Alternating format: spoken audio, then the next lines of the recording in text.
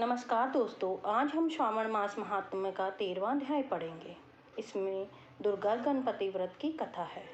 वक्रतुंडे महाकाय सूर्यकोटि संप्रभ निर्विघ्नं करु मे देव सर्वकार्येषु सर्वदा।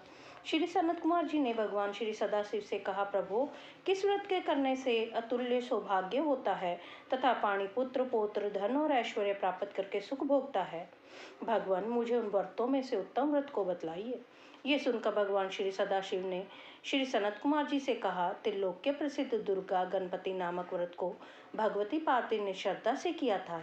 हे मुनि सत्म, इस व्रत को पहले सरस्वती, इंद्र, विष्णु, कुबेर, अन्य देवता, मुनि, गंधर्व, किन्नर सबके सब कर चुके हैं।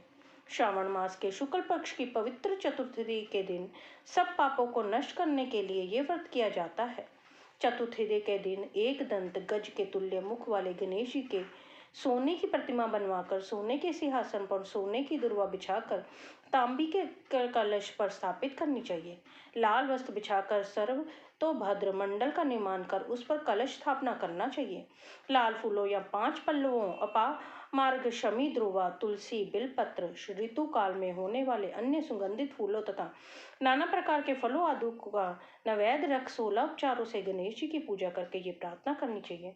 इस स्वर्ण निर्मित प्रतिमा में विघ्नेश का आह्वान करता हूँ। यहाँ पर कृपानिधि आवे रत्नों से जड़ी उत्तम सोने का सिंहासन आसन के लिए देता हूँ। आप इसे स्वीकार करें। हे उमासुत, हे विश्वव्यापिन, हे सनातन, आपको नमस्कार है। मेरे विघ्न समूह का नाश करें।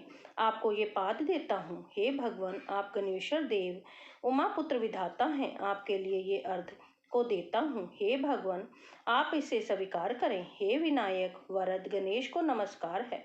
नमस्कार है। हे भगवान, आपको आचमनीय देता हूँ। हे सुर पुंगव, प्रार्थना द्वारा सब तीर्थ का जल आपके लिए लाया हूँ। ऐसे जाल को आप स्वीकार करें। सिंदूर केसर से रंगे हुए आपके लिए 2 वस्त्र दिए हैं। हे भगवान, आप स्वीकार करें। आपको नमस्कार है। उमा मंगल संभूत, आप सब विघ्नों का नाश करने वाले हैं। हे लंबोदर देव, इस चंदन को आप स्वीकार करें। हे सुरश्रेष्ठ, लाल चंदन चर्चित इन अक्षतों को मैंने भक्ति से चढ़ाया है। सुरश्रेष्ठ, इसे आप स्वीकार करें। चंपक, केतकी, जपा फूलों में से गौरी व्रत की पूजा करता हूँ। मुझ पर प्रसन्न हूँ। लोकों के अनुग्रह के लिए तथा दानों के पदार्थ एक दंत, ये आपका पतवार है। हे भगवान, प्रसन्नता पूर्वक इस धूप को आप स्वीकार करें।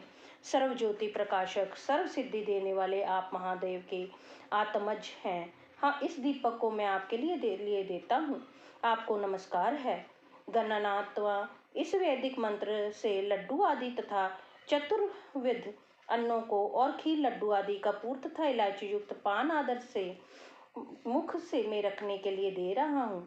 अतः आप मुझे शांति दे। हे गणेश्वर, हे गणाध्यक्ष, हे गजानन, गौरी पुत्र, मेरा व्रत आपके प्रसाद से परिपूर्ण हो।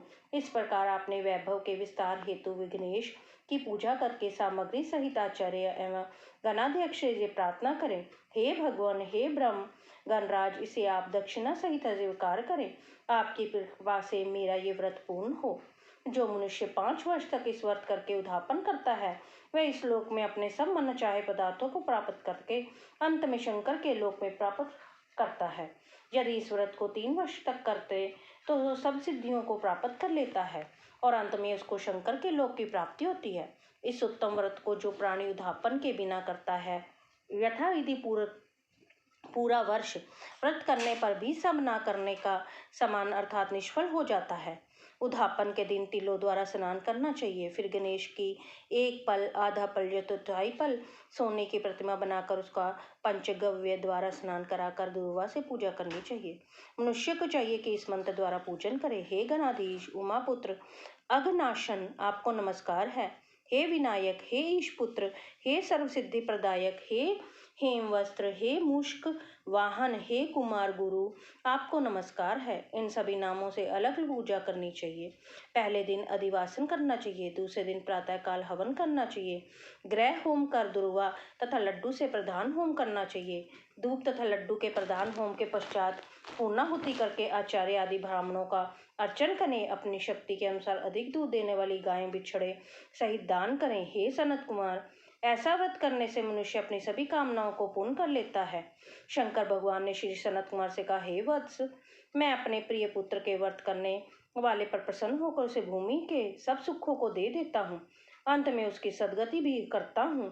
जैसे कि शाखा प्रशाखाओं द्वारा दुर्वा वृद्धि को प्राप्त होती है, वैसे ही पुत्र पोत आदि संतति की वृद्धि होती है।